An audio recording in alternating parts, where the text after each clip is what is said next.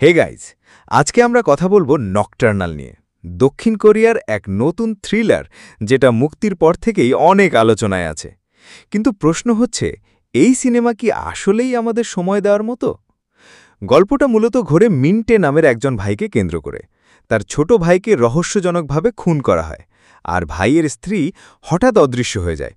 এখানেই আসে নকটার্নাল নামের একটা বেস্ট সেলিং, যেটা নাকি এই পুরো ঘটনাকে আগে থেকেই লিখে ফেলেছিল।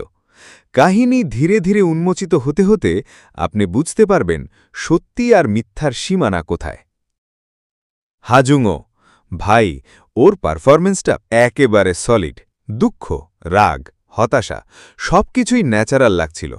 ওকে দেখে একটুও মনে হয়নি যে অভিনয় করছে, বরং মনে হচ্ছিল সত্যি সত্যি ওর ভাই হারিয়েছে। ও বেসিক্যালি পুরো মুভিটা কাঁধে তুলে নিয়েছে। কিম নামগুলো দারুণ ছিল। ওর চরিত্রটা একটু রহস্যময় আর কাম, কিন্তু ভেতরে ভেতরে ভয় ধারানোর মতো একটা ভাইব আছে। জুংওয়ের সাথে যখনই স্ক্রিন শেয়ার করেছে, টেনশন একেবারে চরমে উঠেছে।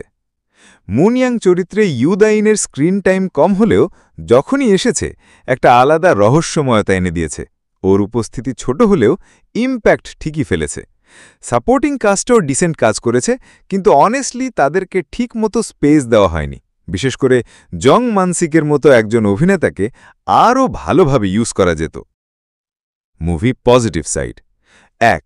সিনেমাটোগ্রাফি দারুণ, ডার্ক টোন, নোয়ার ফিল একেবারে জম্পেশ। ২. অ্যাক্টিং সলিড, স্পেশালি হাজুংও। ৩. থ্রিলার এলিমেন্ট ধীরে ধীরে গ্রিপ ধরে, একটা কনস্ট্যান্ট টেনশন তৈরি হয়। মুভির নেগেটিভ সাইড: ১. গল্পের গতি অনেক স্লো বার্ন। যারা ফাস্ট পেস্ট রিভেঞ্জ থ্রিলার আশা করছেন তারা হতাশ হবেন। ২. কিছু সাবপ্লট আর চরিত্র হাফ বেকড মনে হয়। ৩. ফাইনাল রেজলিউশন সবার পছন্দ নাও হতে পারে।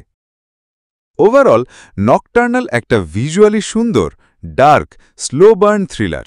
যদি আপনি পেশেন্স নিয়ে বসে দেখতে পারেন, ভালো লাগবে। তবে যারা অ্যাকশন হেভি রিভেঞ্জ ড্রামা চান, এটা হয়তো আপনাদের কাপ অফ টি না। IMDb মুভির রেটিং 5.2। এই ছিল আমার রিভিউ। আপনারা মুভিটা দেখেছেন? কেমন লেগেছে আপনাদের? কমেন্টে লিখে জানাতে ভুলবেন না। আর হ্যাঁ, ভিডিও ভালো লাগলে লাইক, শেয়ার আর সাবস্ক্রাইব করতে ভুলো না।